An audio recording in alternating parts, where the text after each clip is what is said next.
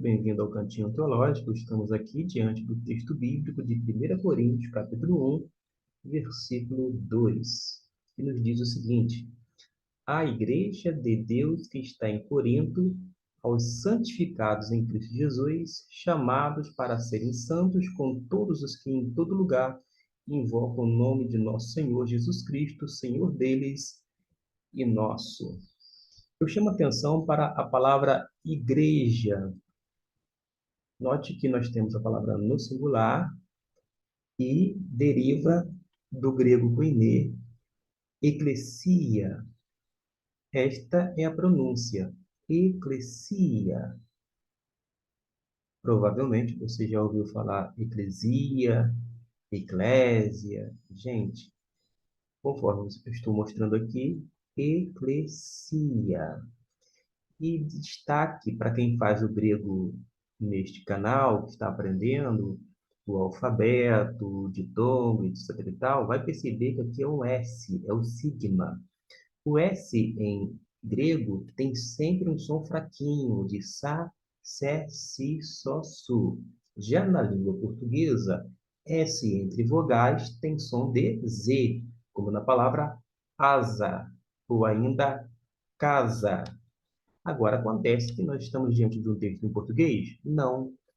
Então, eu não devo ler eclesia, e sim eclesia, ok? Então, a gente tem essa palavra eclesia. Te, eclesia, tu, teu, ou seja, a igreja de Deus. A igreja não pertence a um indivíduo, não pertence a um homem. A igreja pertence a Deus, tem origem no eterno e, por sua vez, é de sua propriedade. A gente pode afirmar, biblicamente falando, que a igreja tem um dono. E quem é o dono? É o pastor? É o bispo? Presbítero? Claro que não. O dono é o Senhor dela, é quem idealizou, é quem a formou, é quem a projetou e quem realmente dá as normativas, legisla, inclusive na própria igreja que lhe pertence, numa referência à pessoa que no grego é teu. Quando fala aqui essa expressão teu, essa forma aqui no final, que termina no ditongo teu, indica que pertence a Deus, ou seja, é de Deus, não é igreja apenas, é igreja tuteu, ou seja, de Deus. Aqui entra com esse significado. A igreja de Deus, ou seja, tem origem divina e é propriedade do Deus eterno. A igreja não pertence a um homem, portanto. A palavra igreja, aqui no singular, no grego, eclesia, a ideia é sempre de uma assembleia, ou seja, várias pessoas se juntam em torno, no caso agora, da igreja, em torno do nome de Jesus.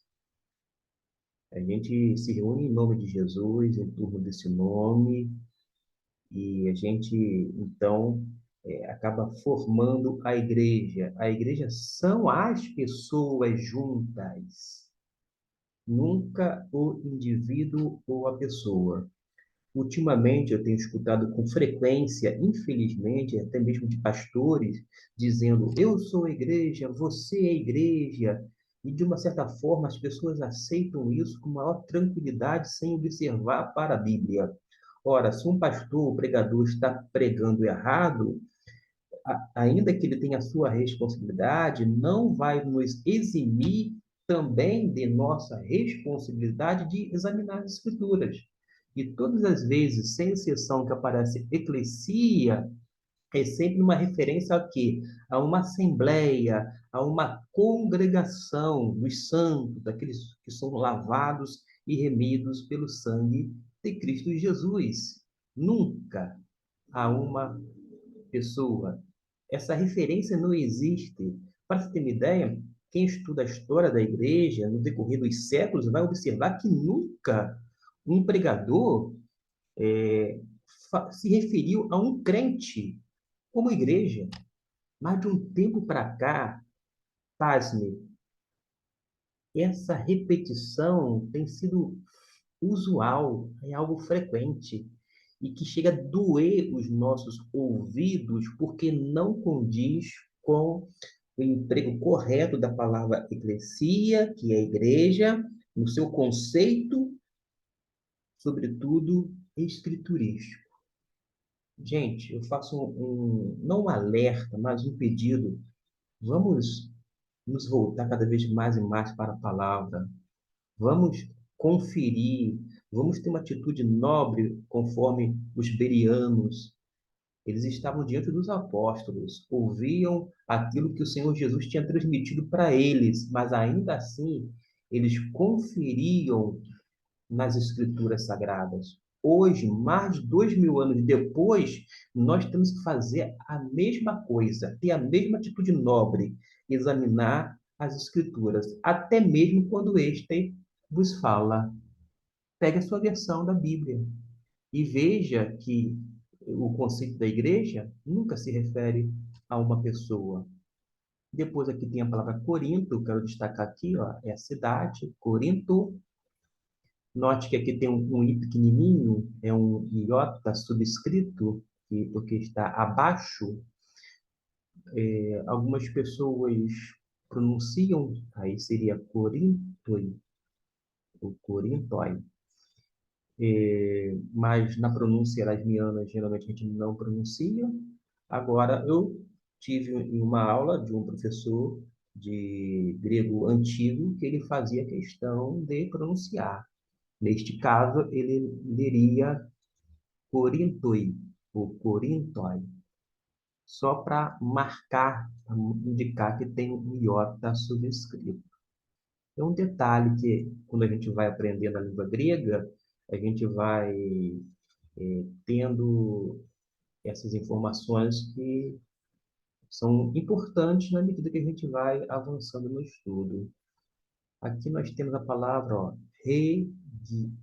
regiasmenóis. Regiasmenóis, ou menus, de acordo com a pronúncia. Quando fala de acordo com a pronúncia, de acordo com a sua região, tá? Cada um tem uma maneira de pronunciar com E aberto e fechado, ou aberto ou fechado. E eu não entro nesses detalhes, mas significa santificados. A palavra santos aqui, no plural, é essa aqui, ó. Hagios. Note que não está aqui hagios, e sim hagios. Hagios, por quê? Aqui está a sílaba tônica, ó. Digo, a sílaba tônica é essa aqui, ó.